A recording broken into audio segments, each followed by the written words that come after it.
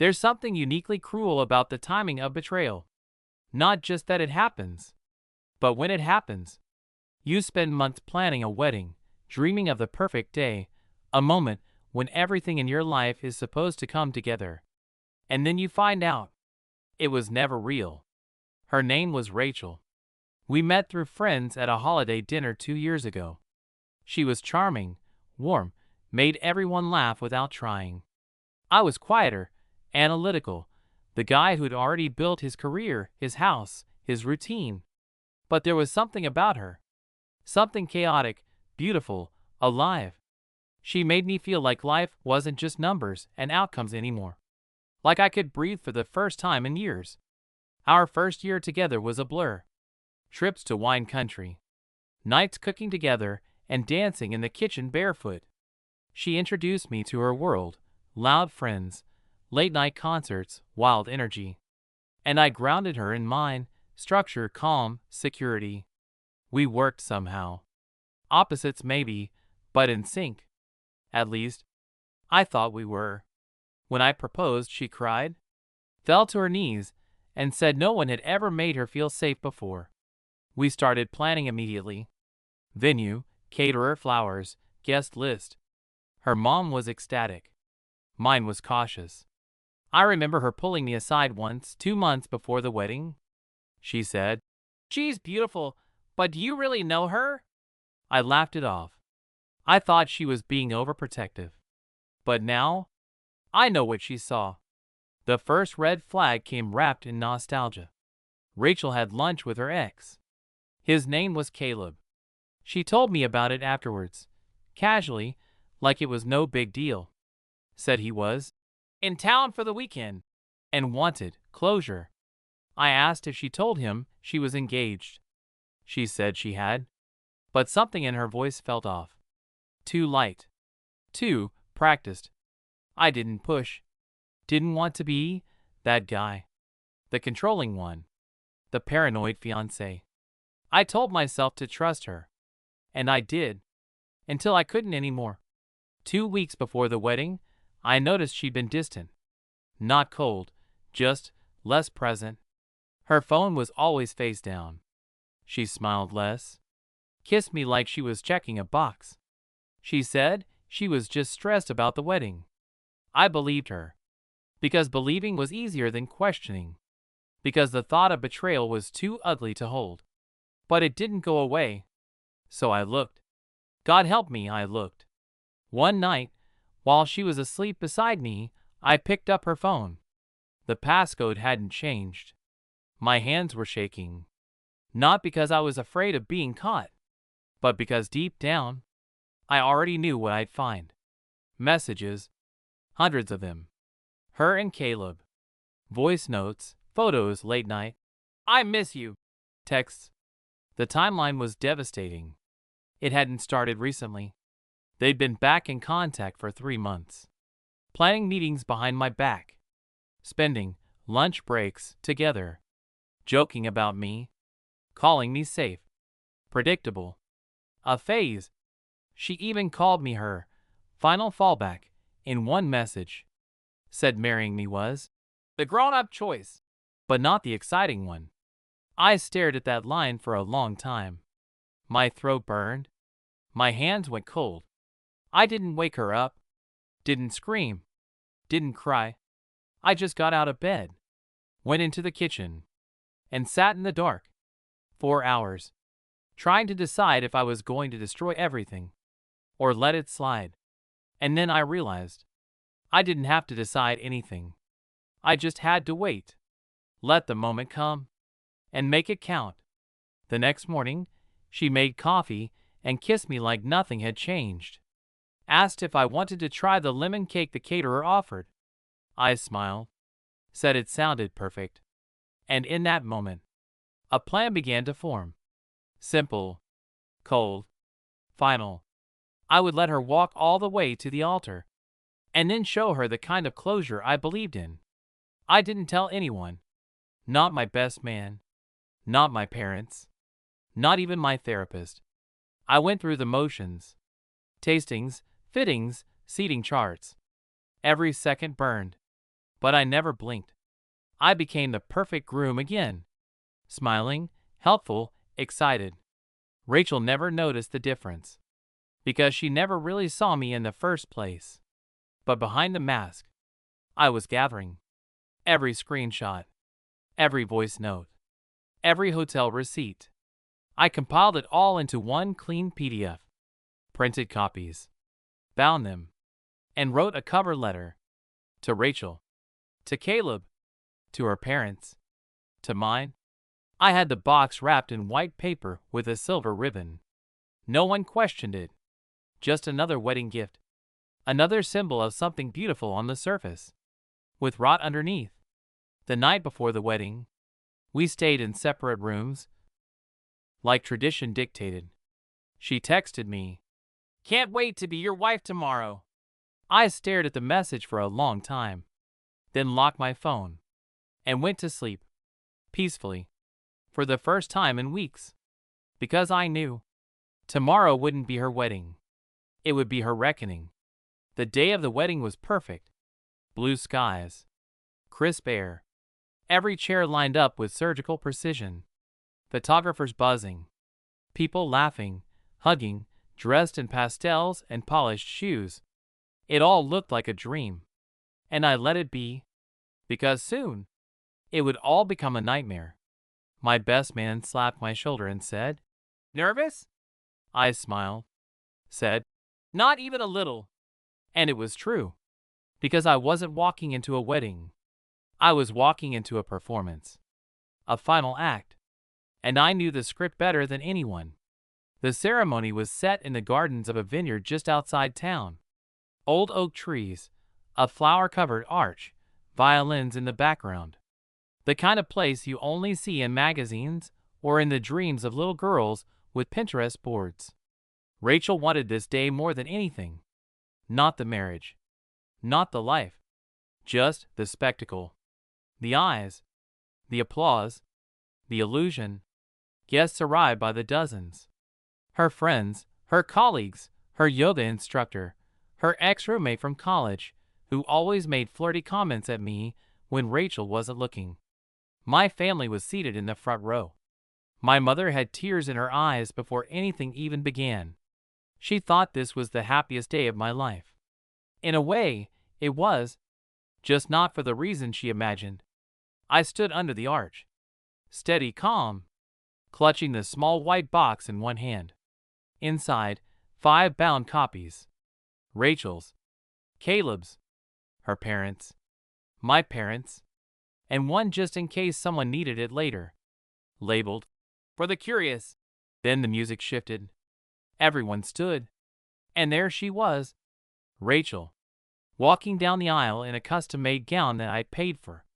Hair curled, smile glowing, eyes locked on mine like we were the only 2 people in the world. She looked breathtaking. But all I could see was the woman who'd texted her ex. "I'll be yours again once the wedding hype is over. I just need his name on the mortgage." My jaw clenched, but my face didn't move. I had to let the act finish. Let the illusion breathe its last breath. She reached me, took my hand, whispered, "You look incredible." I nodded, and then we turned to the officiant. I don't remember the first few lines. They were background noise. All I heard was my heart, pacing steadily, counting down the final seconds, until we got to the part.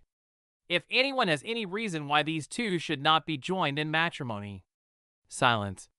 Perfect, practiced, expectant silence. I waited a beat. Then 2. Then slowly turned to Rachel, still smiling, and said, loud enough for everyone to hear, "I do." Confusion rippled through the crowd. The officiant blinked. "Pardon?" I turned to him and repeated, "I do have a reason why we shouldn't be married." Rachel laughed nervously. "Wait, what's going on?" I took the white box, held it between us, and said, "This is my gift to you, Rachel." She stared at it, frozen. "What?" I stepped back, handed it to her. "You might want to open it now. Everyone's here. Might as well share." Her hands trembled. She untied the ribbon, lifted the lid, saw her name, the cover letter, the first page of messages. Her face strained, her lips parted, and then she looked up at me, eyes full of something that wasn't guilt. It was terror, because she knew everyone was watching, and I wasn't going to save her. Not this time. Murmurs spread like wildfire. Someone in the second row leaned forward. Rachel whispered, "We can talk about this." "No," I said calmly. "We're past talking. You made your choices. Now it's time to live with them." She grabbed my arm. "I made a mistake." I stepped away. "You made hundreds, one text at a time." Then I turned to the crowd. "Thank you all for coming. Unfortunately, this wedding is canceled, but feel free to enjoy the catering. It's already paid for." Gasps. Shouts.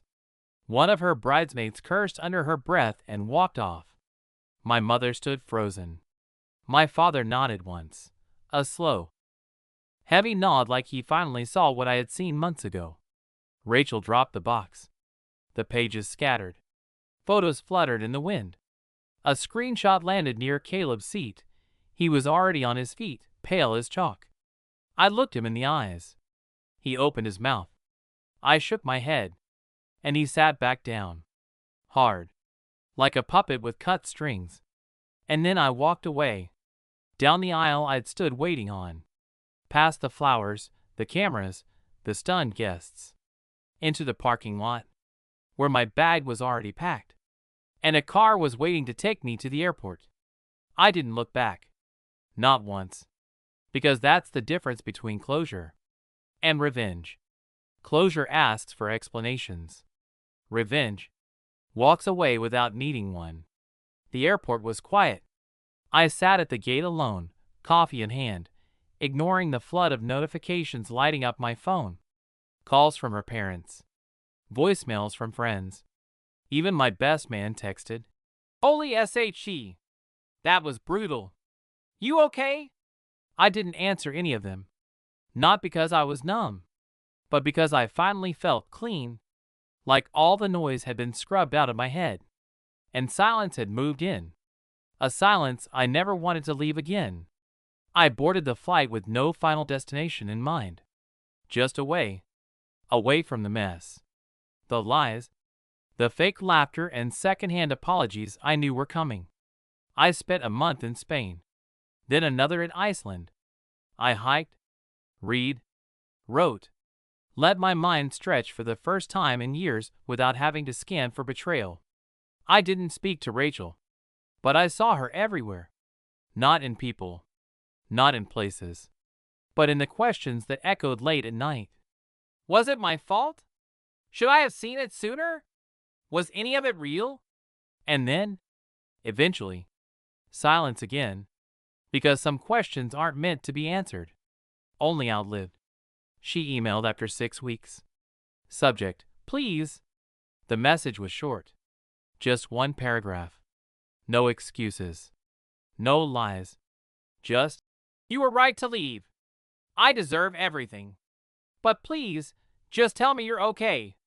I stared at it for a while, then deleted it. Didn't respond, because her knowing I was fine would have been a kindness, and I had none left to give. Back home, her world started to crack. One of her bridesmaids shared the story anonymously on a relationship forum. It went viral. Screenshots were leaked. TikToks were made. Runaway groom exposes cheating bride at the altar. People ate it up like a Netflix miniseries. Her company asked her to take a leave of absence. Her parents stopped speaking to her for a while, or so I heard. Caleb? He disappeared. Rumor had it he moved across the country to avoid the fallout. None of it brought me joy. Not really. Just confirmation. That truth has a way of finding air, even when you stay silent. A year later, I moved to a new city. New job, smaller firm, more control, less chaos. Started volunteering at a non-profit on weekends, something I'd always said I'd do. After the wedding, Funny how many things I'd postponed for a future that never really existed. One day, at a bookstore cafe, I met someone. No fireworks. No dizzying chemistry. Just comfort. She had a quiet confidence about her. Didn't overshare, didn't overreach. We talked about books, coffee, cities we'd never been to. No expectations. No masks. Just two people breathing in the same silence. And for the first time in years, I let someone sit beside me in that peace, without trying to own it or poison it. I never told her about Rachel. Not at first. Not in detail. Just that I'd been engaged. That it ended because of lies. That I walked away at the altar and never looked back. She didn't ask more. Just said, "You must be stronger than most." And I smiled. Because I was. Rachel tried one more time. On what would have been our anniversary. A message on social. Just a single line. "I still think about you." I blocked her. Not out of anger. Not out of pain. But because I no longer needed to be remembered by someone who never truly saw me. Her memory, like her apology, meant nothing now. The peace I found in walking away. The quiet I chose over closure. It changed me. I didn't become bitter. Just better at boundaries. More selfish with my time. More guarded with my heart. But not closed off. Not broken. Just rebuilt differently. People always think revenge has to be loud. That it has to burn. But the most devastating revenge? Is silence. It's walking away with nothing. And making more of your life than they ever imagined you could. It's leaving them with their choices. And refusing to be part of the wreckage they created. I left her at the altar. But I didn't leave bitter. I left free. And sometimes, that's the most powerful ending of all.